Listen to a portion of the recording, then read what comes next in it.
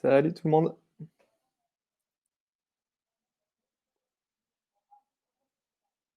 Salut tout le monde. Salut toi tout seul. Je sais pas combien on est. Salut, Salut. Ça va? ça va et vous? Très bien. Content de vous voir. Est-ce que Samuel et Marion, vous aviez déjà fait une session ensemble? Non, je crois pas. Salut Caroline. Bonjour à tous. Salut. Ouais, d'accord, on va en profiter avant de toute façon que Samuel tu commences. Et le temps que tout le monde arrive, on va peut-être se présenter rapidement, faire un petit tour de vignette. Mhm. Yes. Est-ce que Marion, tu veux commencer? Ouais, Juste, je dis-moi. suis désolé, il y aura peut-être parfois un peu de bruit. J'ai mes enfants qui sont pas très loin. Pas de Pas problème. de souci. Oui, je me présente, c'est ça? Ouais, s'il te plaît. Et puis justement, par rapport au thème d'aujourd'hui, ta relation avec le product, où t'en es? Ah, elle a disparu. Hello. Salut. Bonjour. Alors, faut juste que je règle un problème de son. Et là, je vous en... Vas-y, reparle, excuse-moi. Salut. Ouais, le son vient J'entends. d'activer, je sais pas pourquoi, alors qu'il était dans mon casque il y a 2 secondes. C'est pas grave. Je vais me présenter, je vais régler ça après. Du coup, Marion Simon, donc je suis product designer en freelance depuis quelques mois déjà. Et avant, j'avais les 2 casquettes, product manager et product designer dans mes 2 anciens CDI. C'était en général des petites boîtes, des petites startups, une dans la culture et une autre dans le domaine scientifique. Voilà, pour résumer rapidement. Super. Et toi, Caroline? Alors, bonjour à tous. Ah, pardon, vas-y Marion. Non, c'est bon. Je vais essayer de régler mon problème de son. Bon, je me lance alors. Bonjour, je suis Caroline Audrechy. Je suis actuellement business developer dans une startup et je lance en parallèle une application. La MVP sort mi-juin. On a commencé à travailler sur le why. J'écoute le livre de Simon Sinek sur Cooper, mais j'arrive pas à trouver le truc. Enfin, j'ai l'impression que les why de plusieurs startups comme Toucan Touco notamment ou il y en a qui ont vraiment réussi à capter en fait ce why, et moi j'arrive pas à prendre de la hauteur, à en sortir. Raison pour laquelle je me suis inscrite aujourd'hui, Okay. parce que j'ai bien conscience qu'il faut le prioriser, mais j'arrive pas à le capter vraiment. Parfait. En gros, là, tu es BizDev dans quelle startup? Là, c'est dans l'événementiel. Ok. Ça n'a rien à voir avec celle que je lance. Ouais. Je suis associée avec 2 personnes et on lance une application à destination du monde de la formation professionnelle. Donc, on parle de toutes les formations qui sont certifiantes, parce Ok. qu'aujourd'hui, les formateurs et organismes de formation n'ont pas vraiment de plateforme, de lieu où se retrouver, ou avoir une communauté et des moyens de simplifier leur gestion au quotidien. Donc, en fait, on lance une plateforme qui va faire ça, qui va leur permettre de retrouver une communauté entre eux, de pouvoir échanger sur leurs problématiques, de pouvoir simplifier leur gestion au quotidien de tout ce qui est administratif, donc l'automatisation et la partie numérique. Et pour finir, faire rencontrer les offres de formateurs et d'organismes de formation qui actuellement postent des annonces sur Facebook pour trouver des formateurs. Donc on veut vraiment créer une plateforme qui rassemble la totalité.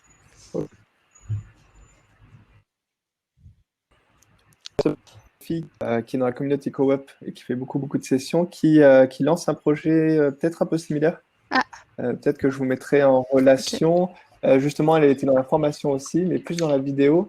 Et elle se rendait compte que justement, il y avait de plus en plus de gens qui voulaient proposer des formations, en tout cas qui avaient l'expertise de proposer des formations, mais il n'y avait aucune plateforme ou rien du tout, en tout cas, qui les soutenait dans ces projets. Ok, avec plaisir, carrément. Donc, c'est hyper intéressant. Et surtout, je le vois bien avec Coop, et surtout avec les freelances. Les freelances, ils ont tous une expertise, ils pourraient tous donner des formations, mais il manque justement cette plateforme. Okay, super. Donc, j'ai hâte d'en savoir plus. Ouais, génial, écoute. Pour l'instant, on n'est que 4 avec Marion qui se connecte, se déconnecte. Je ne sais pas si les autres vont arriver. Alors, je vais regarder la liste.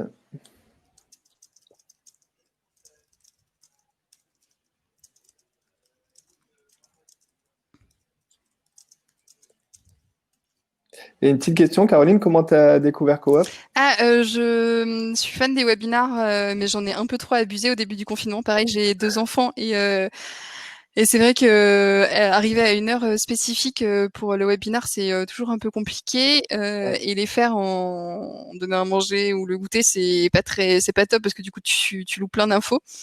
Du coup, j'ai trouvé ça super bien, le côté tu peux revoir tes webinars quand tu veux.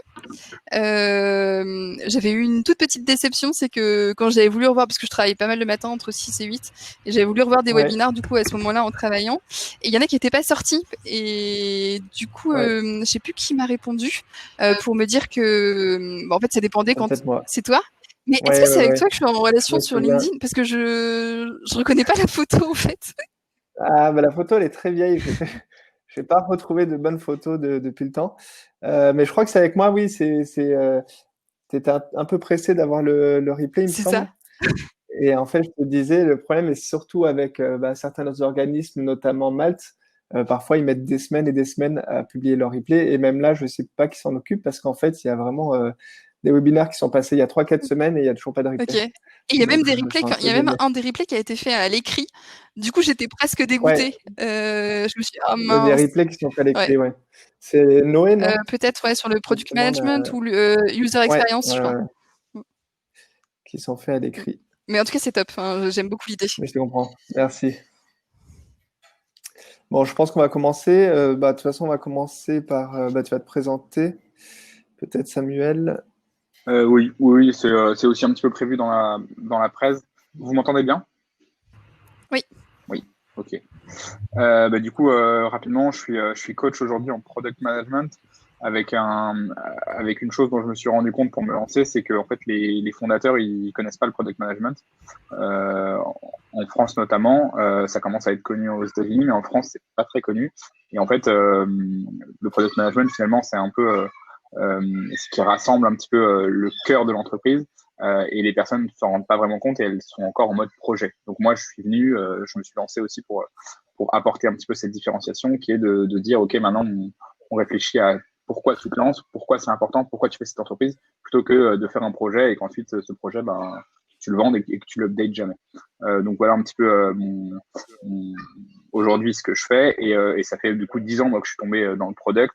Qui finalement aujourd'hui 10 ans c'est énorme en France et du coup je me suis rendu compte que j'étais tombé dedans sans me rendre compte et finalement j'ai pu le pratiquer, j'ai pu le comprendre, j'ai pu le tordre et aujourd'hui je peux du coup l'expliquer et le transmettre aux fondateurs, aux product managers, aux équipes et donc voilà, donc ça nous amène aujourd'hui au why. Du coup, est-ce qu'on commence? Du coup, je pense qu'on va commencer, okay. Oui. Dans tous les cas, il y aura un replay. Je l'enverrai à tout le monde. Très bien. Alors, attends. Est-ce que je dois faire comme ça? Ouais. Tac. Tac. Là, vous voyez bien? Ouais. Et si je fais comme ça, vous voyez encore mieux? Vous voyez quelque chose là? Ouais, carrément. Ouais, c'est parfait. Super. Super. Voilà, je vais mettre mon petit timer parce que souvent c'est corrélé au temps. Non pas que je compte le temps avec vous, mais c'est important de se timer de manière générale parce que le temps c'est la seule ressource qui est limitée. Alors, donc voilà. Petit sommaire, petit déroulement. On va expliquer un petit peu comment ça va se passer, qui je suis, pourquoi, c'est quoi le product management, et puis on va embrayer sur le pourquoi. Et à la fin, des petites questions-réponses. Concrètement, je veux que ce soit interactif entre vous et moi, qu'on n'hésite pas à se partager les choses. Si vous avez des questions, il y aura des moments où je vous poserai des questions. Et donc, vous n'hésiterez pas à les formuler dans la partie Livestorm. Si quelqu'un veut prendre des notes. Oui, surtout que Samuel. Ouais, j'ai eu une petite idée il n'y a pas longtemps, c'est de me dire. Samuel, tu as fait exprès de. Vas-y. Je voulais juste préciser que justement, tu as fait exprès de faire une présentation assez courte pour qu'on ait le temps de bien échanger et discuter. Donc, il ne faut surtout pas hésiter à stopper, poser des questions, aller plus en profondeur sur un sujet. C'est pour ça qu'on est là. D'ailleurs, ça me fait penser à une note pour plus tard. Je devrais vous mettre en deuxième écran à côté pour vous voir, parce que là, je ne vous vois pas. Bref, c'est pas grave. Du coup, voilà. Interaction. N'hésitez pas, si quelqu'un veut prendre des notes. Depuis quelques temps, tous mes webinaires, je prends des notes, je les mets sur mon blog. Et en fait, ça m'aide, moi, à intérioriser le truc, à le comprendre. Et puis, ça aide aussi d'autres qui ont participé ou pas à ce webinaire d'en savoir plus. Donc voilà, si ça peut aider les gens, n'hésitez pas à prendre des notes. Je pourrais les mettre sur le site, sur mon site ou sur Coop. Enfin bref, ce sera disponible pour quelqu'un si ça vous intéresse. Et moi, je trouve ça cool. Qui suis-je? Donc, comme je vous l'ai dit tout à l'heure, 10 ans d'expérience en product management. J'ai commencé assez tôt et en fait, je me rendais pas compte que c'était assez révolutionnaire. J'ai découvert le produit dans la partie marketing quand j'étais en école de commerce. Et en fait, puisque c'est une des 4 composantes, en fait, je me suis rendu compte que ça a pris de l'ampleur au fur et à mesure. C'était ça correspondait à qui j'étais. Et j'avais un petit peu mis un nom sur un. Alors, quand je cherchais du boulot, il n'y avait pas vraiment de nom sur le poste. Donc là, on peut commencer en haut à gauche avec la partie pro, on va dire, qui m'a amené à être successivement voilà, product owner. Au début, c'était du marketing, après product owner. Après, j'ai créé une boîte qui s'appelait SOS Raniania, qui était la livraison de tampons et de serviettes à domicile. Après, j'étais product manager dans une régie pub. Après, j'étais product manager sur Star of Service, Marketplace. Après, directeur produit dans une autre marketplace. Et là, je me suis lancé. Concrètement, voilà, je n'arrête pas d'apprendre. Comme vous, je suis dans plusieurs webinars. Je fais des MOOC. Et je pense que l'être humain est fait pour continuer d'apprendre. Aussi, je partage mes réflexions. Voilà, j'avais été invité en 2017 à une conférence pricing pour parler un petit peu du pricing. J'écris régulièrement sur Medium. Maintenant, j'ai créé mon site il n'y a pas très longtemps, donc je vais écrire de plus en plus là-dessus. J'ai fait un article sur Madness suite à une expérience un peu douloureuse, une expérience professionnelle un peu douloureuse. Et cet article, en fait, en l'écrivant, j'étais vraiment, voilà, je me disais que ça me soulageait pas mal. Et en fait, il a été vu près de 500 000 fois. Et maintenant, quand je vais voir des boîtes, il y a des gens qui me disent, ah, c'est toi qui as écrit l'article, ah, ça m'a trop aidé, merci beaucoup. En gros, l'article, c'est sur les 10 manières de tuer la motivation de vos employés. Donc voilà, ça a été soulageant pour moi de l'écrire et ben voilà, il a pu aider, donc moi ça me ravit. Et concrètement, voilà, je suis contributeur produit dans les réseaux product freelance dev. J'ai mis Coop parce que voilà, aujourd'hui c'est la première fois que je contribue, mais j'ai beaucoup consommé. Et voilà, ça a été un plaisir de rencontrer Grégoire il y a quelques mois. Et je suis content aujourd'hui de pouvoir un petit peu rendre les choses. Pareil, je fais des interventions à la White Code School, interventions bénévoles aussi dans 2 organismes, qui est la Belle École et 100 000 entrepreneurs. Et puis voilà, je suis dans des réseaux product, je suis mentor sur Open Classroom. Bon, ça c'est crème de la crème. Je suis dessus et je suis un petit peu tout ce qu'ils font. Et puis je contribue parfois. Voilà un petit peu les. Concrètement, c'est quoi le product management? Et ça, c'est une question que je vous pose. Bah, du coup, j'avais prévu qu'on soit un petit peu plus, donc vous auriez pu écrire. Et finalement, là, vous pouvez me le dire. C'est quoi pour vous le product management? Et notamment Caroline et Marion. Et puis peut-être Grégoire. Un terreau. Moi, j'avoue, je découvre totalement. Enfin, j'ai été avant de reprendre mes études et de me lancer dans la partie digitale et de maîtriser les outils de prospection, etc. Chose sur laquelle je fais du consulting encore aujourd'hui, maintenant. J'ai été avant chef de produit marketing dans l'agroalimentaire pendant 5-6 ans. Et du coup, dans mon esprit, avant de découvrir ce monde de start-up, pour moi, j'associe ça au chef de produit. Enfin, je me dis à gérer ton produit de A à Z, que ce soit sur la communication, la manière de le faire. Et j'ai l'impression que ça va encore plus loin avec ce qu'on entend aujourd'hui en tant que product management, où tu vas vraiment capter ce why, que tu vas vraiment capter ce que les clients te disent de manière beaucoup plus fine. Enfin, tu vas plus loin que les insights donnés en marketing. Enfin, voilà. Donc je suis vraiment en phase de découverte sur justement ce terme de product management qui pour moi n'a pas de définition encore très claire à date. Bah, en fait, c'est marrant ce que tu dis parce que je suis en train d'écrire en ce moment un article qui me remémore un petit peu comment j'en suis arrivé au product. En école, j'ai fait du marketing et j'ai adoré. Je trouvais ça hyper intéressant et que ça prenait en compte toutes les facettes finalement d'un produit et de la création jusqu'à la commercialisation. Et en fait, quand je suis arrivé en entreprise, je me suis rendu compte que le marketing, c'était pas du tout ça. En tout cas, ça prenait qu'un pan. Et ça prenait principalement le pan de la communication, de la gestion et pas vraiment tout ce qu'il y avait au début et tout ce qu'il y avait à la fin. Et du coup, quand j'ai trouvé le product management, ça revêtait plus ces pans-là en fait. Et en fait, c'est marrant parce que le product management, c'est comme si c'était détaché du marketing parce que c'est je sais pas si vous vous souvenez, mais en marketing, il y a les 4 P, produit, prix, distribution et communication. En anglais, c'est product, price, place and promotion. Et du coup, le produit, en fait, finalement, dans les organisations digitales, il est sorti du marketing et il a pris plus d'ampleur pour laisser le marketing accroché à côté. Mais finalement, aujourd'hui, le produit a pris plus de place et du coup, c'est logique qu'il devienne au centre des organisations parce que c'est un paradigme en soi. Mais bref, c'est marrant que tu dises ça. Et d'ailleurs, aujourd'hui, tu n'as même plus les 4P, tu as les 7P qui sont arrivés. Hein. Ah d'accord, tu vois, je suis même pas... Regardez ça. J'irai voir, je note, tu vois, ce sera dans mes propres notes. Ok, du coup, alors attends, je sais pas si c'est Marion ou Caroline qui me parlait. C'était Caroline. Ok, et du coup, Marion, elle est là. Quel est son problème? Est-ce que Marion est de retour? Je sais pas. Là, c'est pas bon, c'est UA. Ah oui, Marion, effectivement. Ouais. Marion, c'est déco. Ok, cool. Marion, je sais pas si tu peux nous rejoindre parce que là, tu es connecté, mais t'as pas de petite vignette. Je reconnais la voix de Hué. Ouais, elle parle dans le chat, mais elle est pas là. Du coup, prends sa place, du coup, non? Vas-y. Ouais, vas-y, tu peux y aller. C'est quoi pour toi le product? Pour moi, c'est quoi le produit? Alors, moi, je suis assez junior dans le produit parce que je fais une track en product ownership. Enfin, ils appellent ça PO ou product, mais c'est pas très clair si c'est du PO ou du PM. J'ai débroussaillé pas mal en allant au meet-up de Tiga, entre autres. Moi, j'ai un background un peu tech, là, donc depuis un peu plus de 2 ans. Je suis intéressé aux produits et au no-code depuis l'année dernière, de manière concomitante. Pour moi, notre formatrice, c'était en quelque sorte une mission. C'était bien sûr d'identifier le why, mais c'était en quelque sorte d'assister la boîte et les co-founders à maximiser la valeur du produit. Pour faire très simple. Ouais. Pour faire très simple. Okay. Et pour moi, je dirais, tout dépend de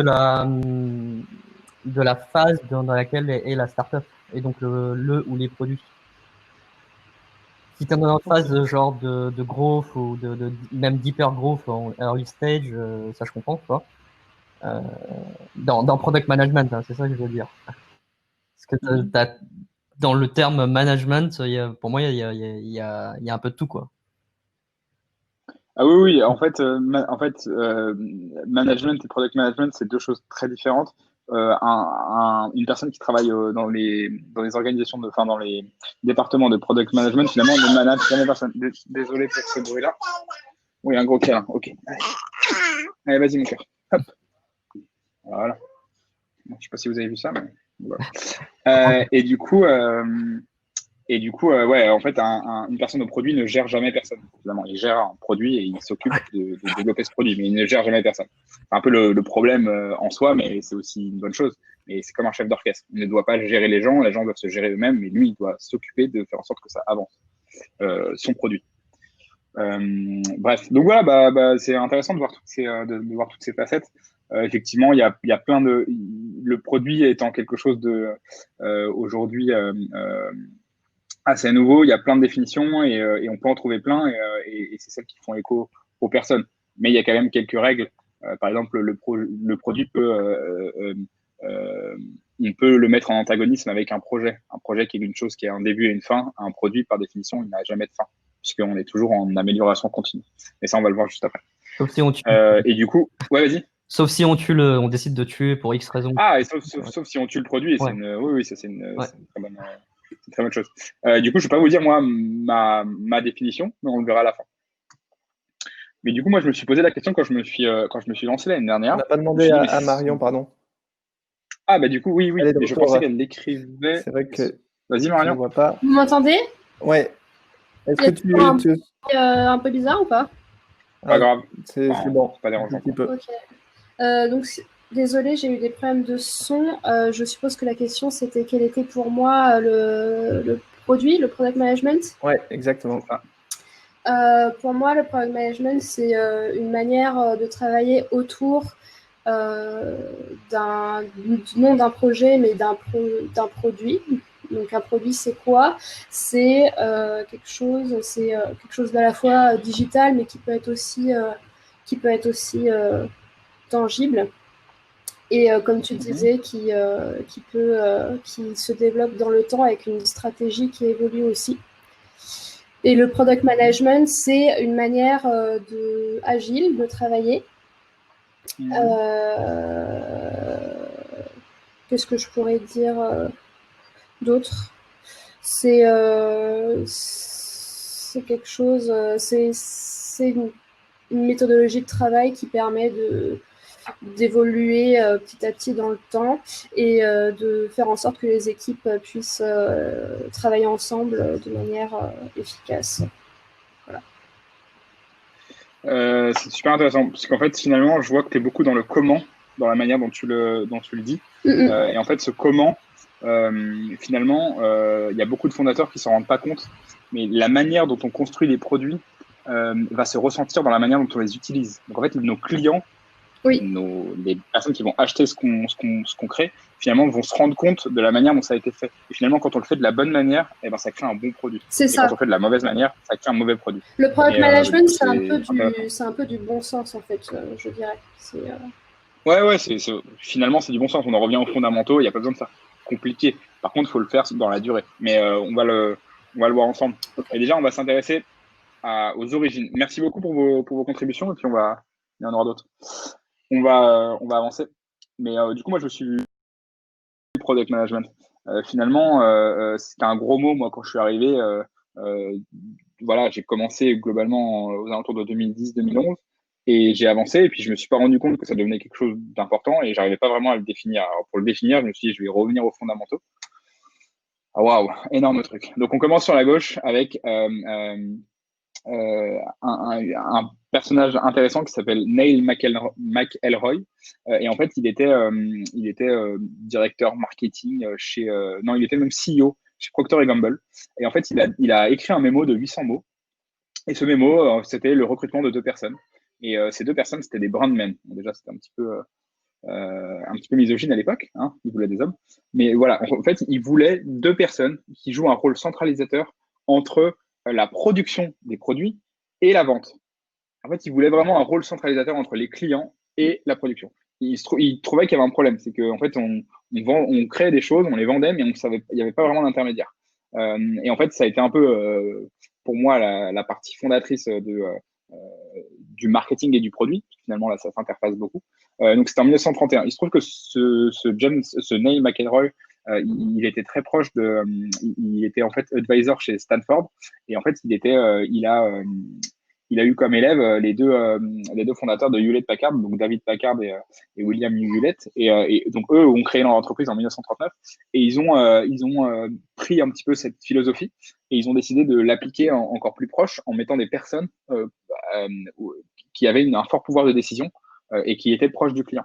Ce qui faisait qu'en fait, en écoutant le client, plus en ayant ce pouvoir de décision, ça permettait déjà d'être rapide et en plus de ne pas se tromper puisque le client voulait ça, voulait telle ou telle chose. Ces personnes-là, déjà, ont ensuite beaucoup voyagé.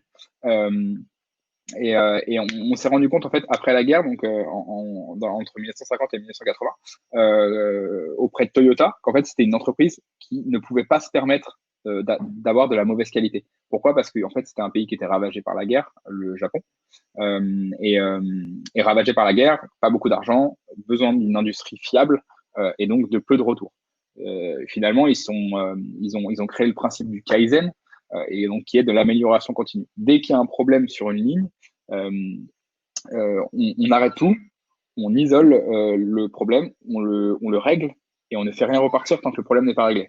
En fait, cette philosophie-là a fait que ça a permis de créer des choses de plus en plus robustes et ça a fait de Toyota dans les années 2000 la première entreprise mondiale en termes de fiabilité, en termes de nombre de voitures vendues, en termes de tout. Aujourd'hui encore, ils se battent un petit peu avec d'autres boîtes, mais les autres boîtes, elles arrivent à rentrer en concurrence qu'en se rachetant les unes les autres pour faire quelque chose de gros. Et finalement, Toyota, ils ont créé plein de marques autour, mais ça reste une boîte assez unie et toujours assez aussi forte. Donc voilà, donc ça c'est une philosophie qui pour moi a imprégné le produit. On remarque qu'Apple, toujours un peu visionnaire, a été créé aux alentours de 1976. Et donc Steve Jobs, on va dire, c'est empreint de tous ces principes-là. 1986, on parle dans un papier scientifique de connaissances organisées. Scrum, ça veut dire mêlée en anglais. Et on l'associe pour la première fois à la partie technologique. Et donc au fait de pouvoir non plus penser et agir seul, mais le fait de le faire en équipe et d'apprendre en équipe. En 1995, un mec qui s'appelle Steve Blank, il crée en fait la Customer Development Methodology, donc la méthodologie de développement client, où voilà, il parle de Build, Measure and Learn. Donc ça, vous le connaissez beaucoup parce que ça a été popularisé par la suite en 2011. Donc on le voit sur la droite là, par un mec qui s'appelle Eric Ries, qui a créé le Lean Startup. Et donc le Lean Startup, c'est pareil, Build, Measure, Learn scientifiquement, le fait de le faire de façon scientifique et de se dire qu'aujourd'hui, en 2011, on a une possibilité de créer des produits très facilement parce qu'on peut les tester facilement, les présenter à nos utilisateurs facilement et se tromper le plus vite possible pour ensuite itérer et apprendre. Donc voilà, donc là j'ai fait un petit flash forward. Je reviens un petit peu en 2001, même en 97.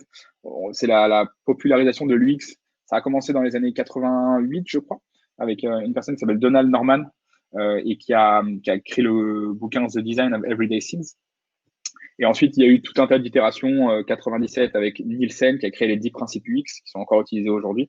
D'ailleurs, il y a le site Nielsen qui est une mine d'or pour ça, mais qui est toujours très basique, hein, mais c'est des principes assez basiques. On parle du statut, on parle de assurer la liberté de l'utilisateur, on parle de respecter les standards, on parle de mettre des messages d'erreur, des trucs assez simples, mais finalement qui sont encore très actuels. Et après, dans les années 2000, tu as James Garrett qui a créé un livre qui s'appelle The Element of UX. Il y en a eu plusieurs des livres successivement, mais en gros, tout ça, c'est un peu les livres fondateurs qui ont permis de populariser l'UX et en tout cas de montrer qu'il fallait juste faire des choses simples.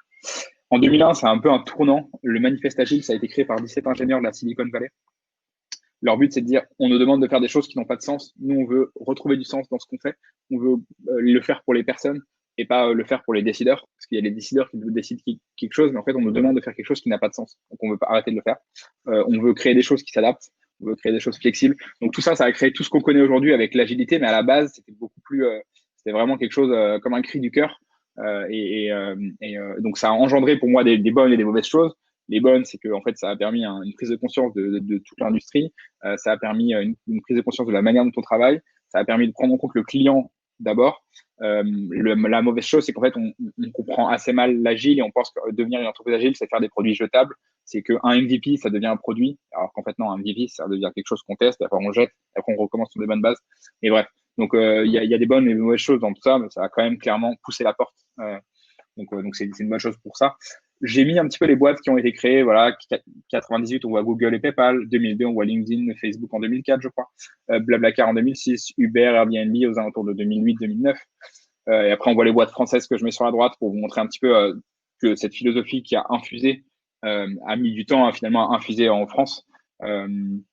Blablacar, voilà, était un des premiers. Au début, c'était covoiturage.fr et c'était dégueulasse et utilisé par tous les hippies, mais c'était pas aussi populaire qu'aujourd'hui. Ça a mis du temps. Bref, et on voit Netflix, par exemple, on se dit pas que ça a été une boîte qui a été créée en 96. C'est intéressant. Et en fait, à la base, ils faisaient de la vente. C'était comme un vidéo futur, de la livraison de DVD par correspondance, et c'était de la location, pardon. Et du coup, ils ont bien pivoté. Ils sont devenus la boîte qu'on connaît aujourd'hui. Tout ça pour montrer que, en gros, le product management est un peu l'essence de tout ça. Et on voit que les entreprises qui existent encore aujourd'hui, finalement, elles ont réussi à prendre en compte toute cette partie-là. Même HP, qu'on peut penser un peu has-been à faire toujours des imprimantes, bah, ils sont toujours là, ils font toujours des produits relativement de qualité. Ils ont été créés en 1939. Donc finalement, voilà, c'est une belle boîte. Et voilà, tout ça pour vous montrer un petit peu d'où vient le product et quelles sont ses imbrications. Et maintenant, c'est à vous de jouer. Est-ce que vous connaissez la différence entre Viadeo et LinkedIn?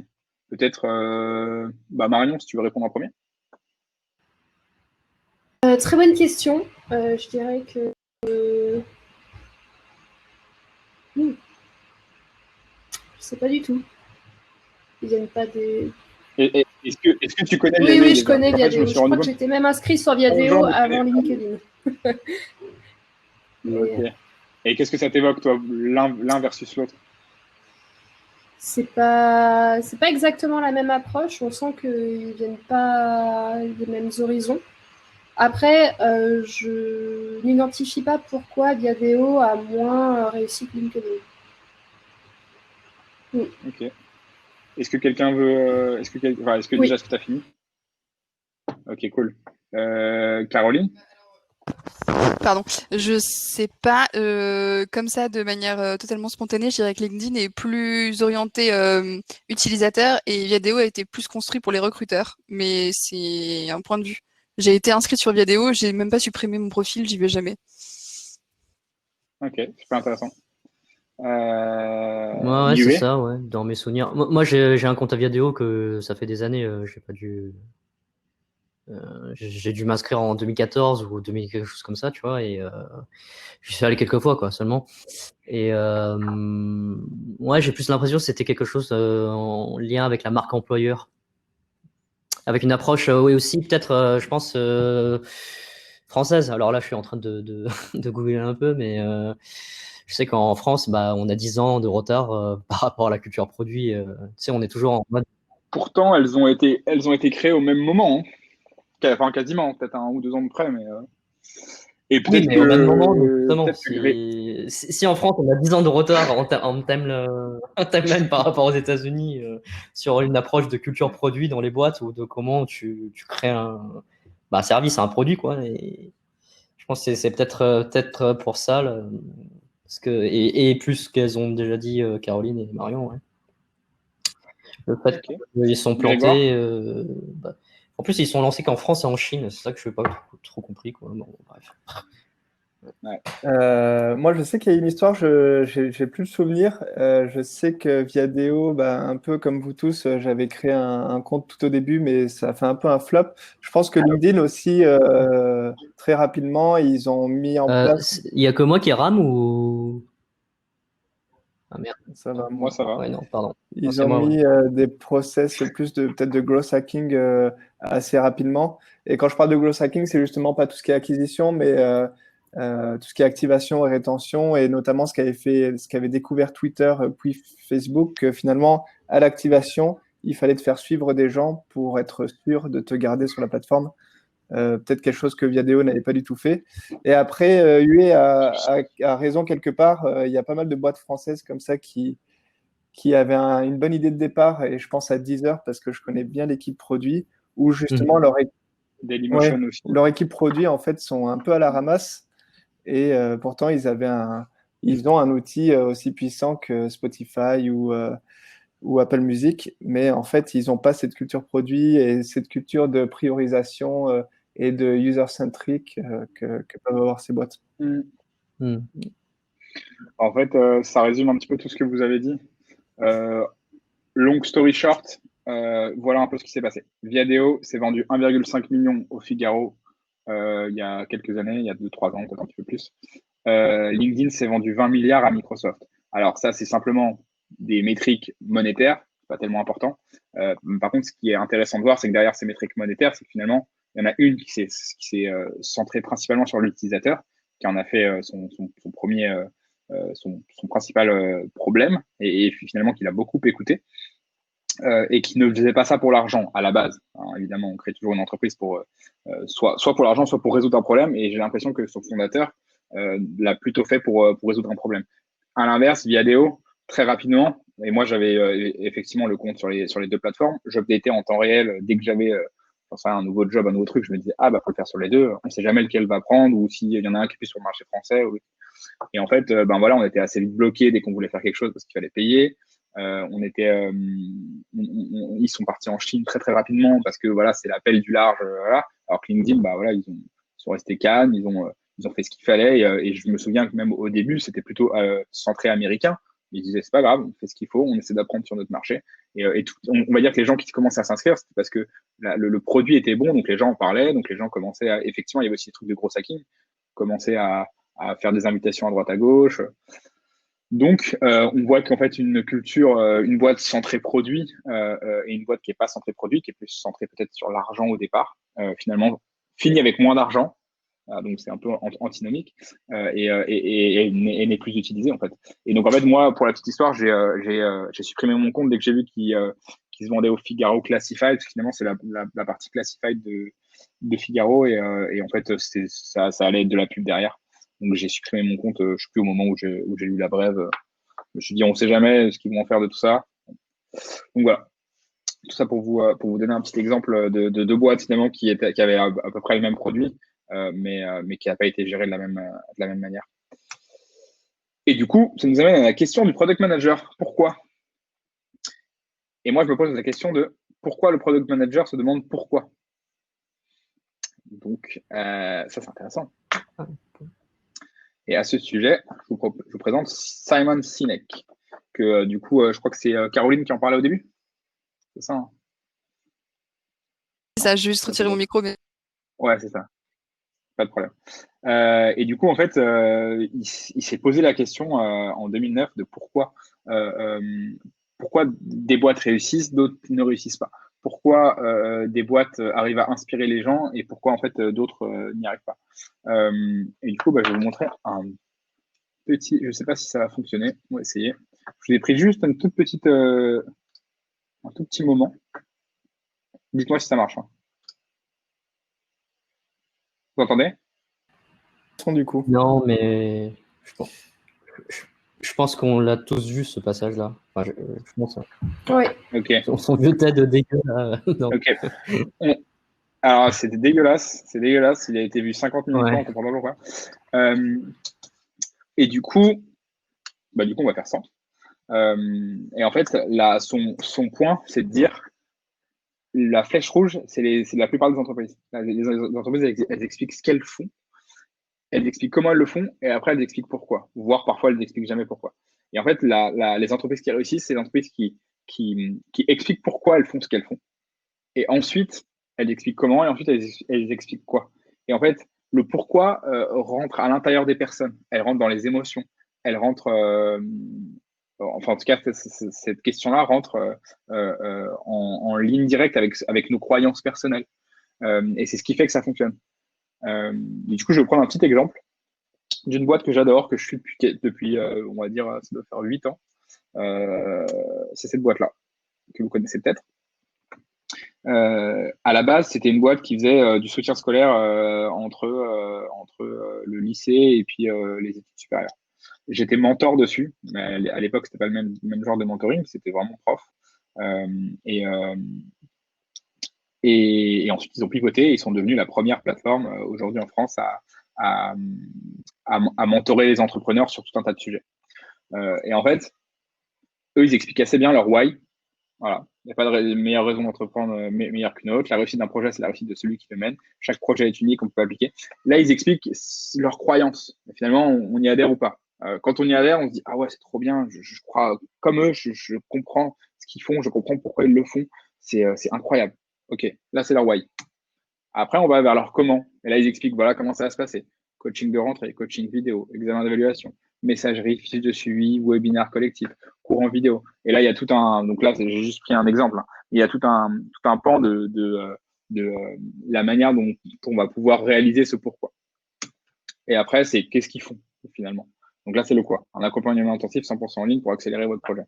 Et en fait, quand on est dans cette nébuleuse, dans cet écosystème Live Mentor, on comprend leur pourquoi. Il y a leur newsletter. Là, ils ont lancé un magazine. Il y a un livre qui est sorti il n'y a pas longtemps. Regarde que j'ai là. Je ne sais pas si vous voyez ma caméra, mais si vous la voyez. Voilà, ça fait une demi-heure. Et du coup, on comprend leur pourquoi et on y adhère vachement. Et ça a eu pour conséquence que moi, j'achète plusieurs formations au fur et à mesure du temps. Marketing digital, productivité et dropshipping. Je vais m'intéresser notamment à la partie dropshipping, ça m'intéressait, je ne connaissais pas. Productivité, c'est je m'y attelle beaucoup, mais je me dis qu'il y a toujours des tips à prendre. Et marketing digital, parce que ça avance beaucoup et que voilà, tout ce qui est Insta, Pinterest, il y a plein de réseaux que je ne connais pas. Donc voilà, un petit peu pour vous expliquer leur pourquoi et pourquoi moi j'ai acheté en fait. Et du coup, pour un petit peu expliquer à Caroline que, en fait, les gens n'achètent pas ce que vous vendez, mais pourquoi vous le vendez. Et donc, cette question-là, ça amène à deux choses que j'ai pas mises là-dedans, mais vu que tu en as parlé tout à l'heure, la vision et la mission. La vision, c'est ce que tu penses que sera le monde dans quelques années, et ta mission, c'est comment toi, tu vas réussir à arriver à cette vision-là. Comment ta boîte, toi, au fond de toi-même, tu penses y arriver. Et donc, ça veut dire quelle est ta mission. Donc voilà. Et donc en fait, ça va te permettre de définir pourquoi tu fais ce que tu fais. Et finalement, ça va t'amener à à extérioriser cette mission-là pour ensuite en faire quelque chose de clair sur ton site, sur tes plaquettes, pour que les gens y comprennent en fait. Et en fait, ça fait que finalement, l'argent n'est plus une conséquence, n'est plus une cause, mais devient une conséquence positive des actions qu'on a mises en place. Et du coup, moi, je me pose la question, parce que finalement, ça revient à l'intérieur de soi-même. Vous, pourquoi vous faites ce que vous faites? Peut-être toi, du coup, on va commencer par la fin, mais peut-être toi, Grégoire, pourquoi tu fais ce que tu fais? Pourquoi je fais ce que je fais en product management ou ouais, que ce soit toi en tant que personne ou toi en tant que coop. L'idée en tant que personne, surtout en product management, c'est qu'avant, comme toi, je faisais du marketing, puis j'ai fait du growth hacking, et puis je me suis rendu compte que en fait, les gens dépensaient des milliers d'euros ou de dollars pour faire venir des gens sur leurs produits, sans en fait se soucier de l'expérience après de leurs produits, l'expérience que en fait l'utilisateur allait avoir sur leurs produits. Et je me suis rendu compte très rapidement que l'activation et la rétention étaient bien plus importants que l'acquisition. Et donc c'est pour ça que finalement après je m'étais mis dans le product management. C'était vraiment surtout en freelance, c'était pour aider les boîtes à leur faire comprendre qu'en fait, il fallait qu'ils se ressentent sur le produit et l'expérience utilisateur. Et après, justement, par rapport, je trouve ça intéressant, l'idée de vision et de mission. Je pense que c'est la première fois qu'on me l'a aussi bien défini, parce que ça fait longtemps que je m'y intéresse. Là, je trouve que c'est très clair. Et Coop, justement, c'est que... Attends, une seconde. Tu vois, je te coupe, je suis désolé. Roxane, est-ce que tu peux prendre les enfants, s'il te plaît? Parce que là, vraiment, autant je les aime, autant là. Tiens. Non, pas du tout. C'est les joies du direct. Attends. Tu vas te transformer en même bientôt, comme le gouverneur. C'est clair. Du coup, oui, tu disais la vision. Je pense que et c'est une question que je me suis posée, peut-être que je te la poserai plus tard quand on fera les questions-réponses. Pour Coop, c'était vraiment que je trouvais qu'en fait les espaces de coworking aujourd'hui étaient nazes, surtout pour les freelances et les entrepreneurs. Et je me suis dit, il y a sûrement une façon de rapporter ce que c'est vraiment le coworking pour ces personnes qui la plupart du temps travaillent seules. Et donc ma question, je te la pose maintenant, peut-être qu'on y répondra plus tard. C'est typiquement comment tu traduis, parce que moi j'ai travaillé sur ma mission et la vision, comment tu les traduis ensuite dans le produit? Est-ce que finalement c'est un espèce de quelque chose que tu écris sur ton site comme ça, noir sur blanc, ou finalement il y a une traduction plus concrète sur le produit en tant que tel? Je te propose que vu que je viens de la noter, on y répond. Laisse la parole aux autres. Avec plaisir. Ouais, du coup, peut-être on fait reverse par rapport à tout à l'heure. Yue? Les hommes à l'honneur. Ah non, c'était Marion, je crois. C'était Marion. Pourquoi je fais? Alors moi, je suis freelance en tant que designer. Pourquoi je fais ça? C'est une très bonne question. Il faudrait que je me la pose plus souvent. Le freelance, je le fais pour pouvoir avoir de la liberté dans mon travail et pour pouvoir traiter plusieurs sujets, car je suis quelqu'un de curieuse et que j'ai besoin d'avoir différents topics dans mon travail, et le freelance s'y accorde bien. Si je compare mon freelancing en termes de produits, je le fais aussi pour aider des entreprises qui n'ont pas forcément la capacité d'améliorer leur design ou les compétences en interne. Et c'est ce qui me branche pas mal dans le freelancing. Voilà. Ok, super. Merci. Yes. Du coup, je crois que c'était Yue. Moi, brièvement, je suis freelance en no-code. Alors, je dis développement no-code ou product développement. Parce que j'ai quand même une approche un peu... Enfin, je me suis un peu acculturé, tu vois, comme je t'ai dit tout à l'heure, par rapport à tout ce qui est culture produit. Ça m'intéressait énormément. Et pourquoi je le fais, c'est une très bonne question, effectivement.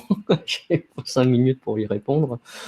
J'allais me dire, on va s'embarquer sur un un truc vachement métaphysique à un moment de l'évolution. Pourquoi est-ce que dans notre ADN, on a pris conscience que, au-delà de la pyramide de Maslow, non, je vais aparté à part. Je stoppe l'aparté. Non, très bonne question. Je sais pas trop. Enfin, pourquoi le product management? Alors, on peut répondre à une question très simple. Pourquoi le product management m'intéresse? Le no-code et la passerelle entre le product management m'intéresse, c'est que j'ai un parcours varié, que je suis tombé sur de la tech en me formant en bootcamp et que c'est le fait de.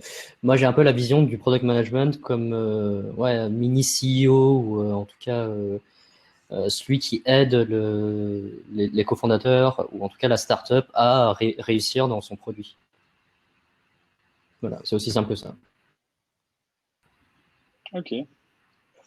Ben, on pourra continuer d'en discuter même à l'occasion, ça peut être intéressant. Allô? Et si toi, tu arrives à te poser pour définir non, un je suis petit désolé, peu. c'est mon Wi-Fi ouais. qui déconne.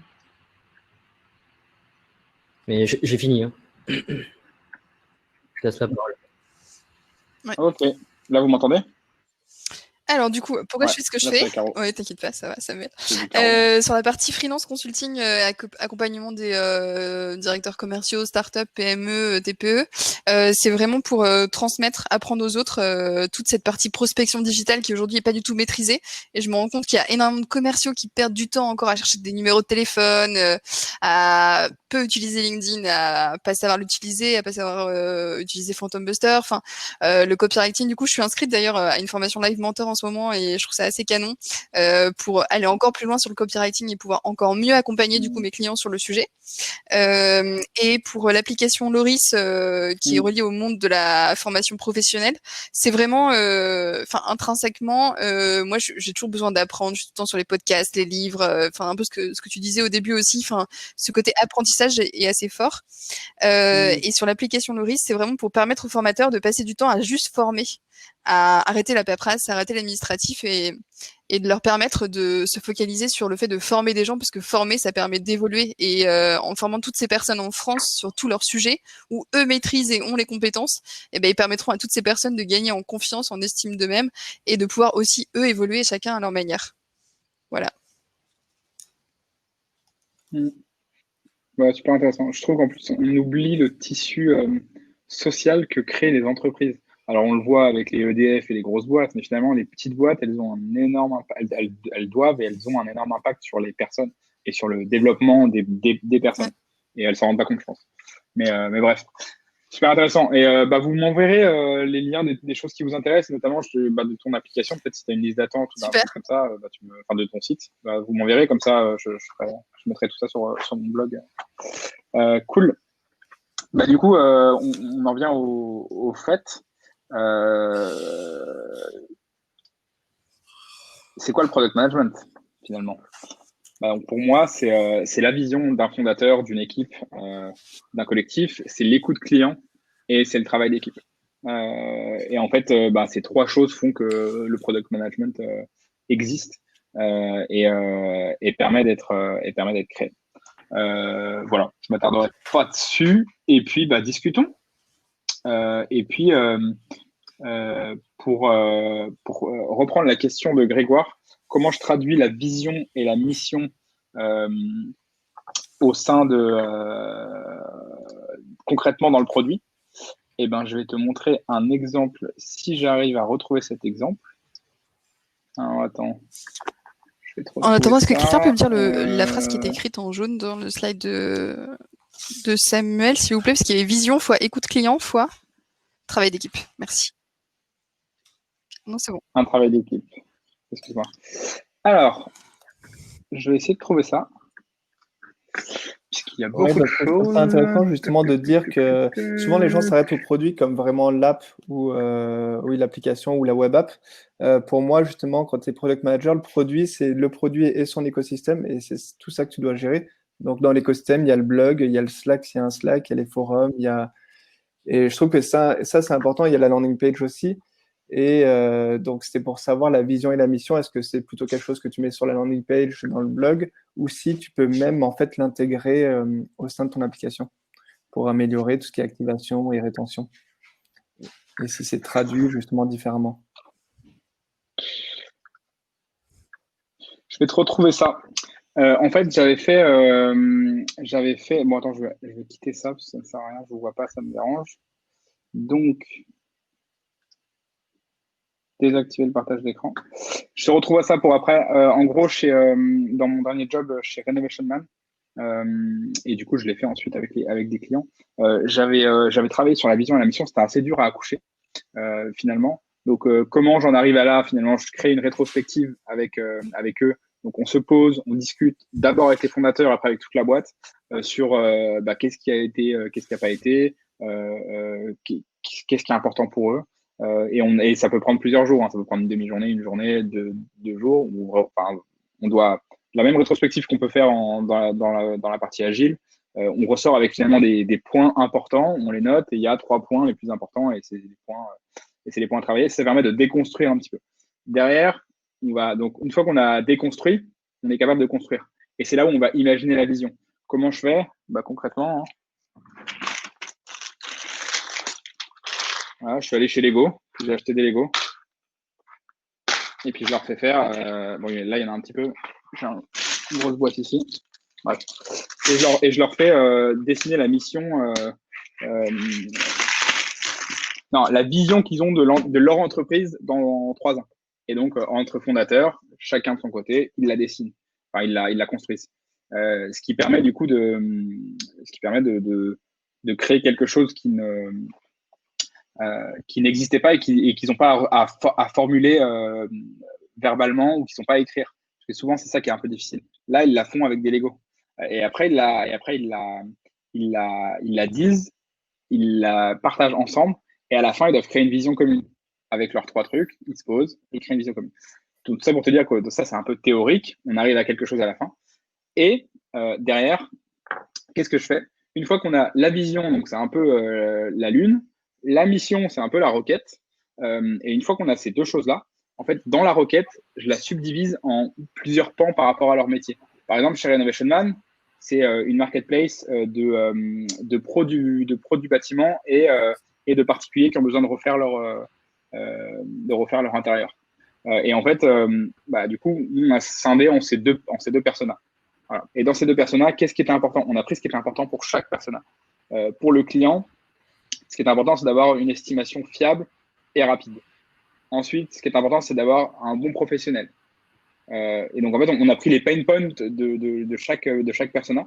Et en fait, derrière ces pain points, il y avait une KPI. Et en fait, c'est toutes ces KPI et ces pain points amenaient vers la réalisation de la mission. Et une fois quand on arrive à réaliser cette mission, on va vers la vision. Et en fait, c'était très clair parce qu'on avait des KPI qui étaient associés. Et donc, en dessous de ces KPI-là, on avait des actions produites très concrètes. Si tu as, comme je t'ai dit, une estimation fiable et rapide, tu devais estimer la nature et la hauteur et le coût des travaux de ta… D'ailleurs, moi, je suis passé par eux. Et le coût des travaux de ton appartement. Et du coup, concrètement, tu vas avoir un outil qui est simple d'accès. Donc, ça veut dire que tu vas faire des formulaires hyper simples.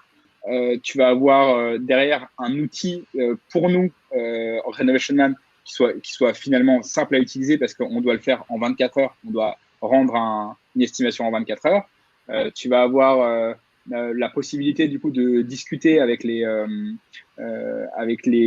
professionnels du bâtiment rapidement pour qu'ils nous donnent une quote très rapide. Tu vas avoir la possibilité d'uploader, par exemple. Donc, tout ça, c'est des features, hein, mais ça okay. Rentre dans la KPI première qui est de faire une estimation fiable et rapide. Voilà un petit peu comment je le mets. Et tout ça, je le mets sur un seul document visible, imprimé partout dans la boîte. Bon, là, maintenant, on ne peut plus le faire avec tout ça, mais imprimé partout dans la boîte pour que tout le monde l'ait en tête. Super. En fait. Et donc, du coup, je termine vite pour laisser la place aux autres. Vision et mission qui ont été écrites, est-ce que publiquement, vous la publiez? Ou finalement, c'est surtout pour vous servir à savoir où vous allez et vous donner en fait un objectif? Alors, en fait, attends, je prends ça. Ça peut me servir à vous expliquer les trucs. les fondateurs n'étaient pas prêts Ok. encore à la transparence totale, n'étaient pas prêts. Donc, moi, je pense qu'il faut le faire. Je pense qu'il faut écrire des choses sur notre why. Je pense qu'en fait, les gens, un peu comme je disais tout à l'heure, ils achètent ton why et ils n'achètent pas forcément tes produits. C'est-à-dire que tellement d'autres personnes font les mêmes produits que toi que voilà. Par contre, ce qui te différencie, c'est ton unicité, c'est toi, c'est qui tu es. Et du coup, c'est pour ça que je pense qu'il vaut mieux faire rentrer les gens dans l'intérieur de ton entreprise, dans la manière dont on fonctionne, ce en quoi on croit, même les rituels. Moi, je dirais même jusqu'à la transparence totale avec les salaires de tous les gens, mais ça implique qu'on soit hyper au clair avec nous-mêmes. Voilà, ça va encore plus loin, mais voilà. Je suis en train d'évangéliser sur ce sujet, mais c'est un autre sujet et il va arriver doucement en France, ça va prendre du temps. Mais voilà. Donc oui, je pense qu'il faut le dire, il faut l'écrire partout, il faut l'écrire sur son site, faut amener les gens à comprendre ça en fait. Il y a des boîtes qui le font bien, des boîtes un peu type bobo, mais qui le font assez bien comme Asphalt, où tu peux acheter je crois que c'est des fringues pour hommes. Et du coup, ils expliquent comment ils font derrière, pourquoi, ce en quoi ils croient. Une boîte comme Loom aussi le fait. Ouais. Pareil, c'est des fringues. Mais ils expliquent leurs limites. Ça, c'est quand même assez fort. Même si c'est du marketing, j'ai tendance à penser qu'ils le font vraiment. Et ils expliquent là où ils sont pas bons et là où ils doivent. Ce qui est intéressant, c'est que vu qu'ils sont très transparents sur la vision, la mission et le why, ils sont invités dans tous les podcasts. On leur demande d'écrire des. Je pense que c'est ça qui fait la différence aussi. C'est si tu as une voix et si tu as vraiment des croyances, c'est beaucoup plus facile de t'inviter pour te faire parler que si tu montes juste un produit. J'arrête de monopoliser la parole. Je laisse les autres. Et puis on va dire bonjour. Elle est connectée, mais elle n'est pas vraiment connectée. Elle bossait elle est bloquée dans une time zone, un univers parallèle. Pardon. Tout d'abord, merci Samuel, parce que c'est peut-être pas grand-chose pour toi, mais le fait que tu sois dans la chambre, j'imagine, des enfants ou que tu aies tes enfants, etc., j'ai l'impression qu'il y a une grosse révolution qui est en train enfin de se produire. Et ça change beaucoup de choses, de juste montrer la réalité et de pas se dire on a un consultant qui se la pète en face de nous. Non, on a tous une vie derrière, etc. Donc, merci pour cette ouverture. Est-ce que tu as des articles à nous partager sur... Enfin, j'ai plusieurs questions. Déjà, est-ce que tu as des articles à nous partager sur les méthodes pour le why, la vision, les missions, sans nous révéler ce dont tu parlais chez Rénov Man, mais est-ce que tu as des visuels, tu vois, où t'as pas la vision d'autres personnes que tu pourrais nous partager, par exemple. Ensuite, tout à l'heure, tu as dit quelque chose d'assez fort. La MVP, il faut la mettre à la poubelle et relancer l'application. Si je dis ça à mon dev, je suis pas sûre qu'il soit d'accord. Pour te mettre un peu dans le jeu, du coup, nous, on va lancer la MVP fin de semaine prochaine. On a prévu d'essayer de capter 200 bêta-testeurs, tu me diras ce que tu en penses. Et ensuite, du coup, de rendre l'application publique suite à cette partie de test. Donc voilà, c'est mes deux questions, mes deux éléments. Alors, pour les visuels, les articles, je pourrais partager ça derrière. Je suis en train d'essayer de créer un article justement sur le sujet sans révéler trop Renovation Man. Maintenant, je vais voir comment je peux vous synthétiser ça pour que ce soit anonymisé, on va dire. Mais du coup, ça sera. Je pense que pour la partie article, ça viendra dans un second temps. Mais par contre, je vais réussir à te trouver des articles et prendre des articles que moi j'ai utilisés pour comprendre tout ça, pour que tu puisses l'appliquer plus rapidement que quand j'aurai fini mon article. Donc ça, c'est une chose. Et la deuxième chose, c'est MVP. Oui, en fait, un MVP, c'est un minimum viable product, et c'est du coup dans la philosophie dont j'ai parlé tout à l'heure, dans la partie du Lean Startup de Eric Ries. Et en fait, à la base, c'est fait pour être jetable. En fait, c'est fait pour faire quelque chose de minimum, le montrer à tes clients, valider quelque chose. En fait, c'est scientifiquement valider une idée, une hypothèse. Tu valides cette hypothèse, elle est validée ou invalidée. Si elle est invalidée, c'est que en fait, ce que tu pensais, ça fonctionne pas. Les gens n'ont pas ce besoin-là, et voilà. Donc en fait, c'est pas grave, mais tu passes sur autre chose, sur une autre idée ou sur. Et l'idée, c'est que ce soit le plus simple possible, que t'aies pas à faire trop de développement en fait. Et ensuite que tu le jettes entre guillemets, que tu mettes ça à la poubelle et que tu crées quelque chose de solide derrière. quand je parle de solide, c'est quelque chose qui est voilà, qui s'appuie sur des fondations qui vont peut-être aller un peu plus loin que juste quelque chose de jetable. C'est un peu le risque. Donc voilà. Après, je te donne la théorie et après dans la pratique, voilà, ça peut être un peu différent. Mais ce que je te conseille, moi, c'est de te reposer derrière avec le développeur une fois que vous avez validé les choses. Quand je dis valider, ça veut dire obtenir beaucoup d'emails. Tu me parles de 200, bah, je trouve ça pertinent. Enfin oui, 200, c'est pertinent. Mais 200 sur combien? Vous allez faire beaucoup de publicité derrière. Comment vous allez les attirer sur la plateforme? Est-ce que vous allez payer cher? Est-ce que, enfin voilà, c'est quoi l'audience? Si c'est 200 sur 3 millions de personnes, ben, ton idée, Ouais. elle est La pas significativité, bonne. Enfin, elle est pas validée, quoi. le monde de la formation professionnelle, c'est 90 000 personnes. Et là, on a lancé un questionnaire. Il faudrait que j'ai 383 retours sur ce questionnaire. En 3 jours, j'en ai 150. Donc, je me dis que je vais peut-être pouvoir atteindre ma significativité sur mon quanti. Et l'objectif, c'est à la fin, il y avait une question si vous voulez tester l'application et les gens me laissent leurs emails. Donc, c'est ces personnes-là. Enfin, je veux pas payer pour avoir, hormis l'abonnement LinkedIn Premium, mais je veux pas payer pour avoir des bêta-testeurs. Ça mettra le temps que ça mettra, mais on en aura 200. Et une fois qu'on aura le retour des 200, après, on se lancera sur le reste. En fait, tu as deux manières. Bêta-testeur, c'est déjà un engagement très, très fort. Par contre, avant même le bêta-test, tu peux avoir des gens intéressés par la solution. Sans même dire qu'ils veulent être bêta-testeur, c'est de l'intérêt vers la solution. Et là, Ouais, c'est tenez-moi au courant du lancement. Ouais. Et du coup, dans le... Okay. Et ça, tu as déjà des gens qui sont intéressés. Je t'ai dit que ouais, j'ai 120 personnes qui m'ont laissé leurs emails. Ok, et comment tu les as je rentre en automatique des profils LinkedIn via Prospecting que sur ma cible, sur mon profil LinkedIn. Et je poste de temps en temps des articles. Nous, on est vachement sur la personnalisation. Enfin, on travaille vraiment sur une seule personne. Enfin, notre associé, en fait, qui est formateur et qui vient de ce monde et qui répond à son besoin avec l'application.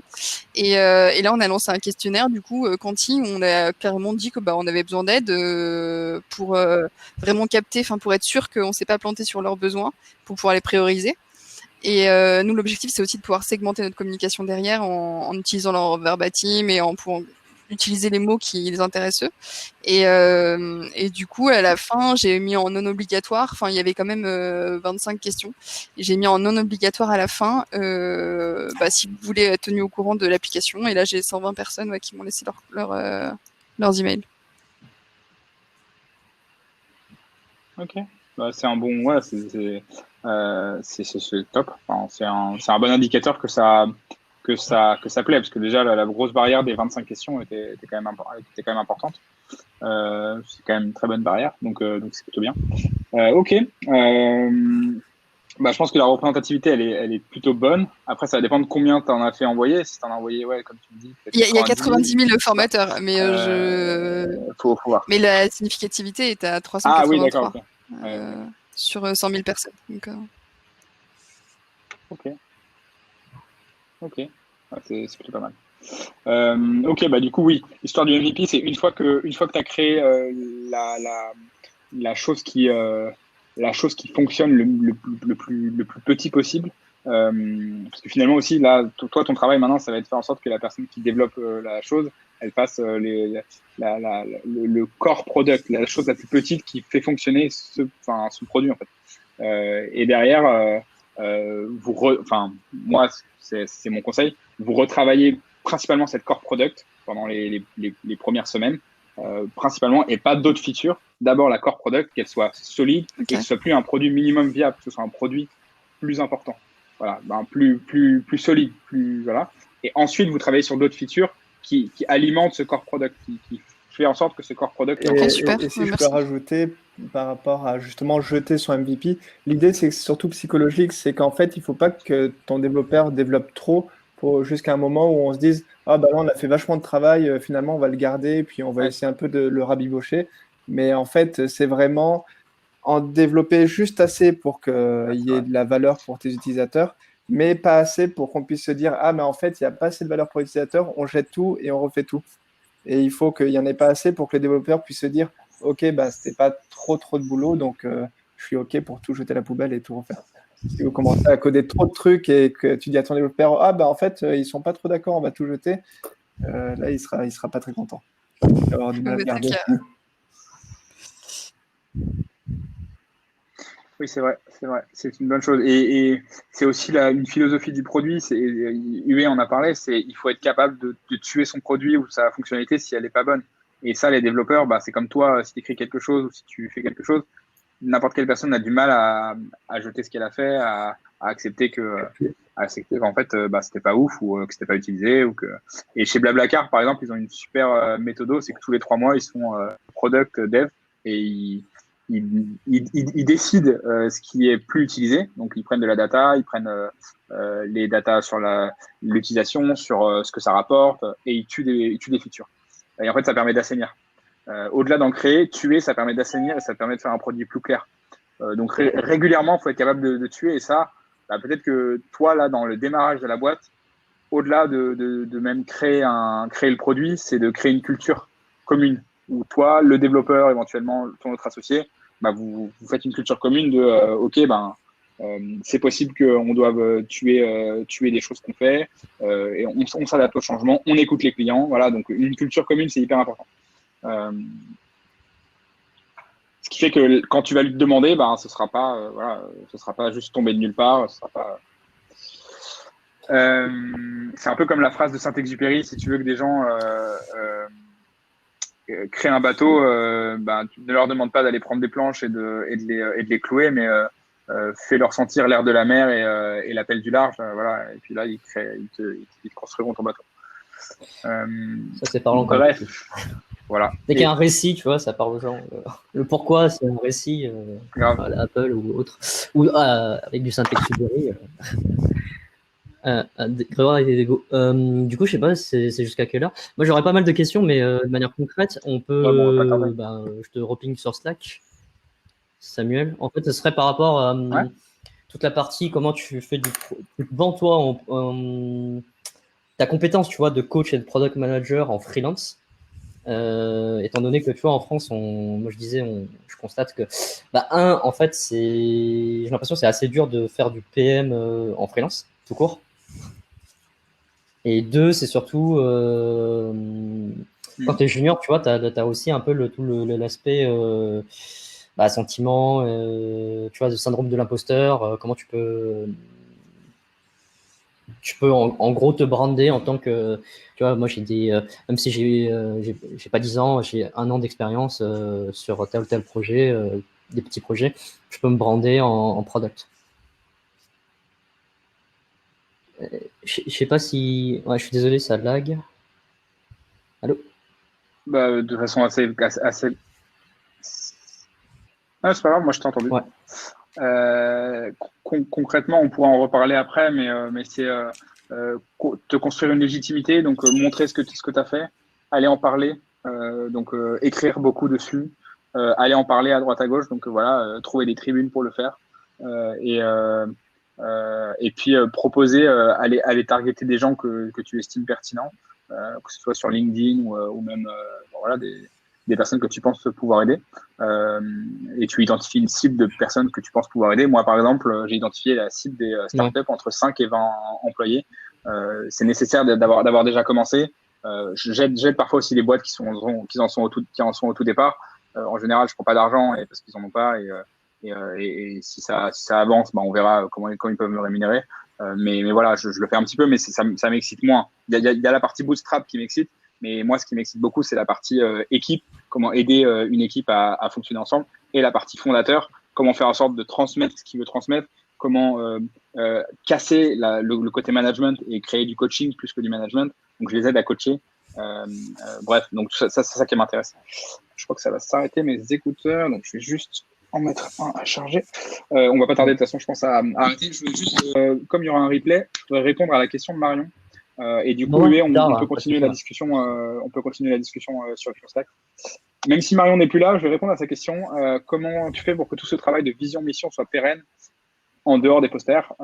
Et en fait, oui, du coup, c'est de le répéter très régulièrement. Comment je fais pour que ce soit pérenne? Déjà, dès que je fais une présentation dans l'entreprise, quand je suis dans la mission, je rajoute la vision et la mission tout le temps. Au tout début d'une presse, à la fin d'une presse. j'en discute tout le temps, partout, parce que ça doit être comme, je fais du marketing à l'intérieur de la boîte. Ça doit être intégré par tout le monde, incarné par tout le monde. Donc, en plus, le product, il a cette chance de parler régulièrement à toute la boîte.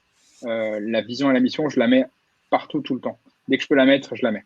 Quand je suis en physique, bah voilà, je vais imprimer un grand A3 et je vais le laisser dans la cuisine, là où tu fais ton café, ou dans les toilettes, comme ça. Moi, vraiment, je l'avais mis dans les toilettes. Quand j'étais chez Renovation Man, j'avais mis dans les toilettes un poster. Voilà la mission, voilà la vision. Et juste à côté, donc voilà, comme ça, tu avais la lecture. Et juste à côté, tu avais la roadmap. Comme ça, au moins, tu ne peux pas te tromper. Tu es au courant. Tu ne pouvais pas dire que tu ne savais pas. Donc voilà, c'est un peu, tu fais du marketing. Tu fais du marketing à fond. Et puis voilà. Et puis après, moi, j'essaie de faire comprendre aux fondateurs et aux équipes produits qu'il faut continuer à faire, il faut continuer à le dire. Et voilà, ça passe par le fait de répéter souvent. Une fois que tu as réussi à trouver ta vision et ta mission, il faut le répéter souvent. Et après, je mets un espèce de système avec le fondateur pour réitérer cette vision tous les 6 mois, 1 an, pour se remettre dans le bain en disant peut-être que ça a évolué, peut-être que les clients ils attendent autre chose, peut-être que moi j'ai identifié qu'il y avait un autre levier, un autre truc. Donc il faut qu'elle soit mouvante, cette vision et cette mission. Voilà, écoutez. Merci, c'était super intéressant. C'était un plaisir. Ouais, c'est hyper intéressant. Au plaisir du coup de lire tes articles et tes veilles. Ouais, et puis on reste au courant. Je ne sais pas si Caroline, tu es déjà sur le Slack de Coop. Ouais. Donc, je vais peut-être te rajouter. C'est pour les gens qui avaient participé à des sessions. Donc, je vais te rajouter. Comme ça, ça nous permet de rester en contact et puis de se poser des questions. Super. Écoutez, merci.